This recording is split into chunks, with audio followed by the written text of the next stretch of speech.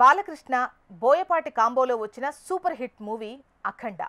దీనికి సీక్వెల్గా అఖండ 2 తాండవం సినిమా రాబోతుంది. ఈ సినిమా డిసెంబర్ 5న రిలీజ్ కానుంది. ఇది బాలయ్య బాబుకు మొదటి పాన్ ఇండియా సినిమా.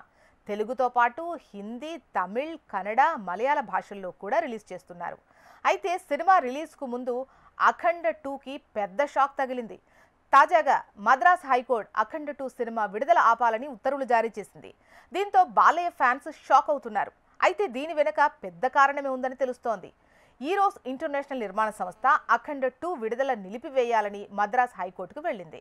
అక్కడ అఖండ 2 నిర్మాణ సంస్థ 14 రీల్స్ ఎంటర్టైన్మెంట్ తమకు 28 కోట్ల నష్టాలు చెల్లించాల్సి ఉందని, ఇప్పుడు 14 రీల్స్ ప్లస్ ఎంటర్టైన్మెంట్ పేరుతో సినిమాలు చేస్తున్నారని, ఆ డబ్బులు చెల్లించేంత వరకు అఖండ 2 సినిమా రిలీజ్ ఆపాలని మద్రాస్ హైకోర్టుకు వెళ్లడంతో ఈరోస్ ఇంటర్నేషనల్ సంస్థకు అనుకూలంగా అఖండ 2 విడుదల ఆపాలని హైకోర్టు ఉత్తర్వులిచ్చింది.